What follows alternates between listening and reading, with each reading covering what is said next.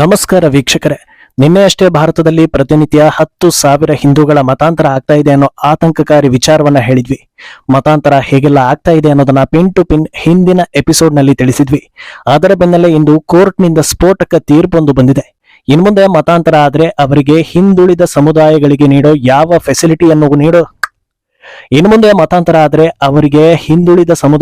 ನೀಡೋ ಯಾವ ಫೆಸಿಲಿಟಿಯನ್ನು ನೀಡೋದಿಲ್ಲ ಅಂತ ಖಡಕ್ ಆದೇಶ ಬಂದಿದೆ. ಇದು ಹಣದಾಸೆಗೆ ಸ್ವಂತ ಧರ್ಮ ಬಿಟ್ಟು ಅಲ್ಲೂ ಗಿಫ್ಟ್ಗಳು ಹಾಗೂ ಇಲ್ಲೂ ಸರ್ಕಾರದ ಫೆಸಿಲಿಟಿ ಪಡೆಯುವವರಿಗೆ ದೊಡ್ಡ ಹೊಡೆತ ಕೊಟ್ಟಂತಾಗಿದೆ. ಸದ್ಯ ಒಂದು ರಾಜ್ಯದಲ್ಲಿ ಕೋರ್ಟ್ ಈ ನಿರ್ಧಾರ ತೆಗೆದುಕೊಂಡಿದ್ದು ಎಲ್ಲಾ ಕಡೆಗಳಲ್ಲಿ ಇದು ಬರಬೇಕು ಅನ್ನೋ ಬೇಡಿಕೆ ದಟ್ಟವಾಗ್ತಾ ಇದೆ. ಮತ್ತೊಂದೆಡೆ ಜಾತಿ ಗಣತಿ ಬಗ್ಗೆ ಮೋದಿ ಅನೌನ್ಸ್ ಮಾಡಿದ ತಕ್ಷಣ ನಾವು ಹೇಳಿದ್ದಕ್ಕೆ ಮೋದಿ ಮಾಡಿದ್ದು ಅಂತ ಕುಣಿತಾ ಇದ್ದ ಕಾಂಗ್ರೆಸ್ ಈಗ ಸಡನ್ ಆಗಿ ಉಲ್ಟಾ ಹೊಡೆದಿದೆ. ಇದೆಲ್ಲವನ್ನ ಒನ್ ಬೈ ಒನ್ ವಿವರಿಸ್ತಾ ಹೋಗ್ತೀವಿ. ಈ ವಿಡಿಯೋವನ್ನ ತಪ್ಪದೆ ಕೊನೆ ತನಕ ನೋಡಿ. ಅದಕ್ಕೂ ಮುನ್ನ ಮೀಡಿಯಾ ಮಾನ್ಸ್ಟರ್ ಚಾನಲ್ ಅನ್ನ ತಪ್ಪದೆ ಸಬ್ಸ್ಕ್ರೈಬ್ ಮಾಡಿ. ಎಸ್, ಭಾರತವನ್ನ ಬಿಟ್ಟು ಬಿಡದೆ ಕಾಡ್ತಾ ಇರೋ ಮಹಾಕಂಟಕಗಳ ಪೈಕಿ ಮತಾಂತರ ಕೂಡ ಒಂದು ಅನ್ನೋದನ್ನ ಕಣ್ಮುಚ್ಚಿಕೊಂಡು ಹೇಳ್ಬೋದು. ಈ ಮತಾಂತರ ಎಗ್ಗಿಲ್ಲದೆ ವ್ಯವಸ್ಥಿತವಾಗಿ ನಡೀತಾ ಇರೋದು ನಿಜವೇ. ಆದ್ರೆ ಯಾರು ಇದರ ಬಗ್ಗೆ ಸೀರಿಯಸ್ ಆಗಿ ಯೋಚಿಸಿ ಅದನ್ನ ತಡೆಯೋ ಪ್ರಯತ್ನ ಮಾಡದೇ ಇರೋದ್ರಿಂದ ದೊಡ್ಡ ಮಟ್ಟದಲ್ಲಿ ಮತಾಂತರ ಆದ ಬಳಿಕ ಅದರ ಪರಿಣಾಮ ಗೊತ್ತಾಗ್ತಾ ಇದೆ. ಹಾಗಂದ ಮಾತ್ರಕ್ಕೆ ಮತಾಂತರವನ್ನ ತಡೆಯೋದಕ್ಕೆ ಸಾಧ್ಯವೇ ಇಲ್ಲ ಅಂತ ಹೇಳೋಕ್ಕಾಗಲ್ಲ. ವೋಟ್ ಆಸೆಗೆ ಸ್ವಂತ ಧರ್ಮವನ್ನ ಬಿಟ್ಟು ಹೋಗೋದಕ್ಕೆ ಅನುವು ಮಾಡಿಕೊಡ್ತಾ ಇರೋ ರಾಜಕೀಯ ನಾಯಕರು ಸರಿ ಹೋದ್ರೆ ಎಲ್ಲವೂ ಸರಿಯಾಗಿ ನಡೆಯುತ್ತೆ. ಆದ್ರೆ ಅವ್ರು ಯಾರು ಸರಿ ಹೋಗದೆ ಇರೋ ಕಾರಣ ಬೇರೆ ಮಾರ್ಗದಲ್ಲಿ ಇದನ್ನ ತಡೆಯೋದು ಅತ್ಯವಶ್ಯಕವಾಗಿದೆ. ಈ ನಿಟ್ಟಿನಲ್ಲಿ ಈಗ ಆಂಧ್ರ ಹೈಕೋರ್ಟ್ ನೀಡಿರೋ ಅತಿದೊಡ್ಡ ತೀರ್ಪು ಎಲ್ಲರ ಕಣ್ಣರಳಿಸ್ತಾ ಇದೆ. ಮತಾಂತರ ಮಾಡುವವರ ಮೇನ್ ಟಾರ್ಗೆಟ್ SC/ST ಹಾಗೂ ಹಿಂದುಳಿದ ಸಮುದಾಯದವರು ಅನ್ನೋದು ಗೊತ್ತಿದೆ. ಯಾವ ಧೈರ್ಯದ ಮೇಲೆ ಅವರೆಲ್ಲ ಕನ್ವರ್ಟ್ ಆಗ್ತಾ ಇದ್ರು ಅಂದ್ರೆ ಮತಾಂತರ ಆದ್ಮೇಲೂ SC/STಗೆ ಸಿಗೋ ಫೆಸಿಲಿಟಿ ಸಿಕ್ಕೇ ಸಿಗುತ್ತೆ ಅಂತ. ಈಗ ಅದಕ್ಕೆ ಆಂಧ್ರ ಹೈಕೋರ್ಟ್ ಬ್ರೇಕ್ ಹಾಕಿದೆ. ಒಂದು ವೇಳೆ SC/ST ಸಮುದಾಯದವರು ಕ್ರೈಸ್ತ ಧರ್ಮಕ್ಕೆ ಮತಾಂತರಗೊಂಡ್ರೆ ನಿಮಗೆ ಸರ್ಕಾರದಿಂದ ಸಿಗೋ ಯಾವ ವಿಶೇಷ ಸವಲತ್ತು ಫೆಸಿಲಿಟಿ ಸಿಗೋದಿಲ್ಲ ಅಂತ ಖಡಕ್ ಆದೇಶವನ್ನ ಹೊರಡಿಸಿದೆ. ಮತಾಂತರ ಆಗ್ತಾ ಇದ್ದ ಹಾಗೆ SC/ST ಸ್ಟೇಟಸ್ ಅನ್ನ ಕಳೆದುಕೊಳ್ತೀರಾ ಅಂತ ಹೇಳಿದೆ. ಇದು ಕೇವಲ ಮತಾಂತರ ಆಗೋರಿಗೆ ಮಾತ್ರವಲ್ಲ, ಮಾಡುವವರಿಗೂ ಸಂಕಷ್ಟವನ್ನ ತಂದಿಟ್ಟಿದೆ. ಇಷ್ಟು ದಿನ ಇಲ್ಲೂ ಫೆಸಿಲಿಟಿ ಅಲ್ಲೂ ಫೆಸಿಲಿಟಿ ಅಂತ ಈಸಿಯಾಗಿ ಒಪ್ಪಿಸ್ತಾ ಇದ್ರು. ಆದ್ರೆ ಈಗ ಜನರು ಜೀವನದ ಬಗ್ಗೆ ಯೋಚಿಸ್ತಾರೆ. ಗಿಫ್ಟ್ಗಳು, ಸಣ್ಣ ಪುಟ್ಟ ಅಮೌಂಟ್ ಸಿಗುತ್ತೆ ಅಂತ ಯಾರು ಸರ್ಕಾರಿ ಫೆಸಿಲಿಟಿಯನ್ನ ಬಿಟ್ಟುಕೊಡೋದಿಲ್ಲ. ಅಂದಹಾಗೆ ಈ ತೀರ್ಪು ನೀಡೋದಕ್ಕೆ ಕಾರಣವಾಗಿದ್ದು ಒಂದು ಕೇಸ್ ಅನ್ನೋದು ಕೂಡ ಇಂಟ್ರೆಸ್ಟಿಂಗ್ ವಿಚಾರ. ತಮ್ಮ ಮೇಲೆ ಜಾತಿ ನಿಂದನೆ ಆಗಿದೆ ಅನ್ನೋ ಕಾರಣಕ್ಕೆ ಚಿಂತಡ ಆನಂದ್ ಅನ್ನೋ ವ್ಯಕ್ತಿ, ಅಕ್ಕಲ ರಾಮಿರೆಡ್ಡಿ ಸೇರಿ 5 ಮೇಲೆ ಜಾತಿ ನಿಂದನೆ ಕೇಸನ್ನ ಹಾಕಿರ್ತಾರೆ. ಆರೋಪ ಹೊತ್ತಿದ್ದ ರಾಮಿರೆಡ್ಡಿ ಹೈಕೋರ್ಟ್ ಮೊರೆ ಹೋಗಿ ಈ ವ್ಯಕ್ತಿ SC ಸಮುದಾಯಕ್ಕೆ ಸೇರಿದವನಲ್ಲ, ಸ್ವ ಇಚ್ಛೆಯಿಂದ ಕ್ರಿಶ್ಚಿಯನ್ ಧರ್ಮಕ್ಕೆ ಮತಾಂತರ ಆಗಿದ್ದಾನೆ, ಕಳೆದ 10 ವರ್ಷಗಳಿಂದ ಪಾಸ್ಟರ್ ಆಗಿ ಕೆಲಸ ಮಾಡ್ತಾ ಇದ್ದಾನೆ ಅಂತ ದೂರಿರ್ತಾರೆ. ರೆಡ್ಡಿ ಪರ ವಾದ ಮಾಡೋ ವಕೀಲರು ಕೂಡ ಆತ ಮತಾಂತರ ಆಗಿರೋದ್ರಿಂದ ಈ ರೀತಿ ಕೇಸ್ ಹಾಕೋದಕ್ಕೆ ಅರ್ಹನಲ್ಲ, ಆದ್ರಿಂದ ಇದನ್ನ ಪರಿಗಣಿಸಬಾರದು ಅಂತ ವಾದಿಸಿರ್ತಾರೆ. ಎರಡೂ ಕಡೆಯ ವಾದವನ್ನ ಆಲಿಸೋ ನ್ಯಾಯಾಧೀಶರು ರಾಮಿರೆಡ್ಡಿ ಕಡೆಯ ವಾದವನ್ನ ಎತ್ತಿ ಹಿಡಿತಾರೆ. SC/ST ಆಕ್ಟ್ ಇರೋದು ಆ ಸಮುದಾಯದವರನ್ನ ರಕ್ಷಿಸೋದಕ್ಕೆ. ಮನಸೋ ಇಚ್ಛೆ ಕನ್ವರ್ಟ್ ಆಗಿ ಈ ನಿಯಮವನ್ನ ದುರುಪಯೋಗ ಪಡಿಸ್ಕೊಳ್ಳೋದಕ್ಕೆ ಆಗೋದಿಲ್ಲ. ಒಂದು ಸಲ ಕನ್ವರ್ಟ್ ಆದ್ಮೇಲೆ ಮತ್ತೆ SC/ST ಸ್ಟೇಟಸ್ ಮುಂದುವರಿಯೋದಿಲ್ಲ ಅಂತ ಹೇಳಿದೆ.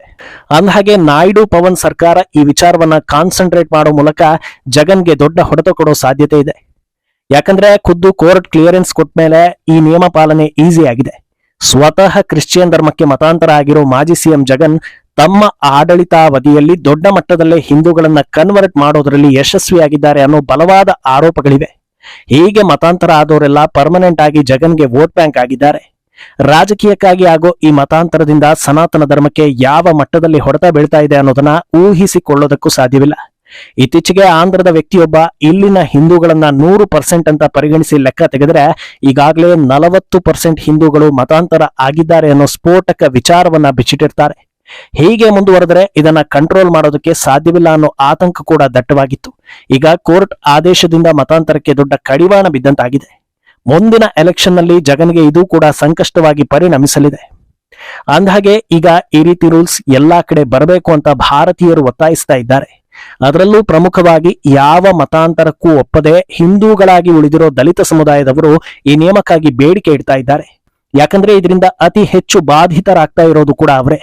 ಇವತ್ತು SC/ST ಪೈಕಿ ಎಷ್ಟೋ ಚಿಕ್ಕ ಚಿಕ್ಕ ಜಾತಿಗಳಿಗೆ ಯಾವ ಫೆಸಿಲಿಟಿ ಕೂಡ ಸಿಗ್ತಾ ಇಲ್ಲ. ಈ ರೀತಿ ಅನರ್ಹರಿಗೆ ಸೌಲಭ್ಯಗಳು ಹೋಗ್ತಾ ಇರೋದ್ರಿಂದ ಸರ್ಕಾರ ಕೊಟ್ಟರೂ ಅದು ಕೈ ಸೇರ್ತಾ ಇಲ್ಲ ಅಂತ ಎಷ್ಟೋ ಜನರು ನೊಂದುಕೊಂಡಿದ್ದಾರೆ. ಆದ್ರೆ ಈಗ ಆಂಧ್ರ ಹೈಕೋರ್ಟ್ ತೀರ್ಪು ಎಲ್ಲರಲ್ಲೂ ಆಶಾಭಾವವನ್ನ ಹೆಚ್ಚಿಸ್ತಾ ಇದೆ. ಇದೇ ಸರಿಯಾದ ನಿಯಮ, ಇದು ಎಲ್ಲಾ ಕಡೆ ಬರಲೇಬೇಕು ಅಂತ ಜನರು ನಿರೀಕ್ಷೆ ಮಾಡ್ತಾ ಇದ್ದಾರೆ. ಏನೋ ಇತ್ತ ಮೋದಿ ಸರ್ಕಾರ ಜಾತಿ ಗಣತಿ ಅನೌನ್ಸ್ ಮಾಡ್ತಾ ಇದ್ದ ಹಾಗೆ ಕಾಂಗ್ರೆಸ್ ಫುಲ್ ಖುಷಿಯಾಗಿತ್ತು. ರಾಹುಲ್ ಗಾಂಧಿ ತಕ್ಷಣವೇ ಪ್ರೆಸ್ ಮೀಟ್ ಮಾಡಿ ನಾವು ಹೇಳಿದ್ರಿಂದಲೇ ಇದೆಲ್ಲ ಆಗಿದ್ದು, ನಮ್ಮ ಮಾತನ್ನ ಮೋದಿ ಕೇಳಿದ್ದಾರೆ, ಇನ್ನಾದ್ರೂ ಆದಷ್ಟು ಬೇಗ ಇದನ್ನ ಜಾರಿ ಮಾಡ್ಲಿ ಅಂತ ಹೇಳಿದ್ರು. ಸಾಲದಕ್ಕೆ 50% ಮೀಸಲಾತಿ ಕ್ಯಾಪ್ ತೆಗಿಬೇಕು, ಪ್ರೈವೇಟ್ ಸೆಕ್ಟರ್ನಲ್ಲೂ ಮೀಸಲಾತಿ ಕೊಡಬೇಕು ಅಂತ ವಿವಾದಾತ್ಮಕ ಹೇಳಿಕೆಯನ್ನ ಕೊಟ್ಟಿದ್ರು. ಅಂತಿಮವಾಗಿ ನಮ್ಮ ರಾಜಕೀಯ ವರ್ಕೌಟ್ ಆಯ್ತು ಅನ್ನೋ ಜೋಶ್ನಲ್ಲಿದ್ರು. ಆದ್ರೆ ಈಗ ಮೆಲ್ಲಗೆ ಅಪಸ್ವರ ಕೂಡ ಶುರುವಾಗಿದೆ. ಎಐಸಿಸಿ ಅಧ್ಯಕ್ಷ ಮಲ್ಲಿಕಾರ್ಜುನ ಖರ್ಗೆ ಮೋದಿ ಯೂಟರ್ನ್ ಹೊಡೆದಿದ್ದಾರೆ. ಕಳೆದ ವರ್ಷ ನಾವು ಈ ಡಿಮ್ಯಾಂಡ್ ಮಾಡಿದ್ದಕ್ಕೆ ಅರ್ಬನ್ ನಕ್ಸಲ್ ಅಂತ ಕರೆದಿದ್ರು, ಈಗ ನೋಡಿದ್ರೆ ಅವರೇ ಜಾತಿ ಗಣತಿಗೆ ಒಪ್ಪಿಗೆ ಕೊಟ್ಟಿದ್ದಾರೆ. ಇದು ಕೇವಲ ಹೆಡ್ಲೈನ್ ಆಗಿದೆ, ಆದ್ರೆ ಯಾವಾಗ ಜಾರಿ ಆಗುತ್ತೆ ಅನ್ನೋ ಡೆಡ್ ಲೈನ್ ಇಲ್ಲ. ಇದು ಮೋದಿ ಸರ್ಕಾರ ಬೇರೆ ಏನೋ ತಂತ್ರ ಮಾಡಿದಂತಿದೆ ಅಂತ ಅಪಸ್ವರ ಎತ್ತಿದ್ದಾರೆ. ಇದು ಭಾರತೀಯರನ್ನ ಕನ್ಫ್ಯೂಸ್ ಮಾಡ್ತಾ ಇದೆ. ಜಾತಿ ಗಣತಿ ಆಗಬೇಕು ಅಂತ ಒತ್ತಾಯಿಸ್ತಾರೆ, ಮಾಡಿಲ್ಲ ಅಂದ್ರೆ ಸಾಮಾಜಿಕ ನ್ಯಾಯಕ್ಕೆ ಮೋದಿ ಸರ್ಕಾರ ಬೆಲೆ ಕೊಟ್ಟಿಲ್ಲ ಅಂತ ಸುದ್ದಿ ಹರಡಿಸ್ತಾರೆ. ಸಮಾನತೆ ನಮ್ಮಿಂದ ಮಾತ್ರ ಸಾಧ್ಯ, ನಮ್ಮನ್ನ ಗೆಲ್ಲಿಸಿ ಅಂತ ಬೇಡಿಕೊಳ್ತಾರೆ. ಸರಿ, ಜಾತಿ ಗಣತಿಗೆ ಕೇಂದ್ರ ಸರ್ಕಾರ ಒಪ್ಪಿದ್ರೆ ನಾವು ಹೇಳಿದ್ದಕ್ಕೆ ಮಾಡಿದ್ದು ಅಂತ ಕ್ರೆಡಿಟ್ ನಮಗೆ ಸಿಗ್ಬೇಕು ಅಂತಾರೆ. ಹೋಗ್ಲಿ, ಏನೋ ಒಂದು ರಾಜಕೀಯದಲ್ಲಿ ಇದೆಲ್ಲ ಕಾಮನ್ ಅನ್ನೋ ಹೊತ್ತಲ್ಲಿ ಮೋದಿ ಸರ್ಕಾರ ಸರಿ ಇಲ್ಲ, ಜಾತಿ ಗಣತಿಗೆ ಒಪ್ಪಿಗೆ ಹಿಂದೆ ಏನೋ ಮರ್ಮ ಇದೆ ಅಂತ ಆರೋಪಿಸ್ತಾರೆ. ಒಟ್ನಲ್ಲಿ ಹೆಂಗಿದ್ರೂ ಸಮಾಧಾನ ಇಲ್ವಲ್ಲ, ಇದ್ಯಾವ ರೀತಿಯ ರಾಜಕೀಯ ಅಂತ ಜನರು ಪ್ರಶ್ನೆ ಮಾಡ್ತಾ ಇದ್ದಾರೆ. ಆದ್ರೆ ಖರ್ಗೆ ಅಪಸ್ವರಕ್ಕೆ ಕಾರಣ ಬೇರೆನೇ ಇದೆ. ಮೋದಿ ಸರ್ಕಾರ ಈಗ ಜಾತಿ ಗಣತಿ ಆರಂಭಿಸಿದ್ರೆ ಅದರ ಹೊಡೆತ ಬಿಜೆಪಿಗೆ ಬೀಳಲ್ಲ, ಬದಲಾಗಿ ಕಾಂಗ್ರೆಸ್ಗೆ ಬೀಳುತ್ತೆ ಅನ್ನೋದು ಗೊತ್ತಾಗಿ ಈ ಅಪಸ್ವರ ಎತ್ತಿದ್ದಾರೆ ಅಂತ ಹೇಳಲಾಗ್ತಾ ಇದೆ. ಯಾಕಂದ್ರೆ ಮೊದಲ ಬಾರಿಗೆ ಈ ಟಾಪಿಕ್ ಬಗ್ಗೆ ಮಾತಾಡುವಾಗ್ಲೇ ಅಮಿತ್ ಶಾ ಒಂದು ವಿಚಾರವನ್ನ ತಿಳಿಸಿದ್ರು. ಜಾತಿ ಗಣತಿ ಆದ್ರೆ ಕೇವಲ ಹಿಂದೂಗಳ ಜಾತಿ ಲೆಕ್ಕ ಅಲ್ಲ, ಎಲ್ಲಾ ಧರ್ಮದ ಜಾತಿಗಳ ಲೆಕ್ಕವನ್ನು ತೆಗಿತೀವಿ ಅಂತ. ಈಗ ಮೋದಿ ಸರ್ಕಾರ ಮಾಡೋದಕ್ಕೆ ಹೊರಟಿರೋದು ಕೂಡ ಅದನ್ನೇ.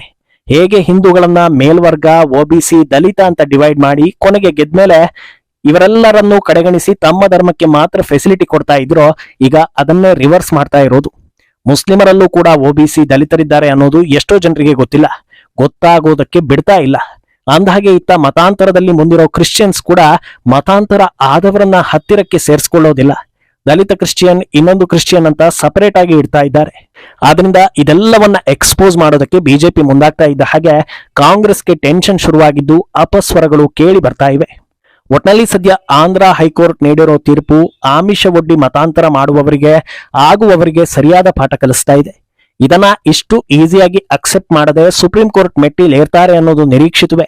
ಆದ್ರೆ ಇದೇ ವಿಚಾರದ ಸಂಬಂಧ 13ನೇ ತಾರೀಕು ಸುಪ್ರೀಂ ಕೋರ್ಟ್ ನಲ್ಲಿ ಮಹತ್ವದ ವಿಚಾರಣೆಯೊಂದು ನಡೀತಾ ಇದೆ.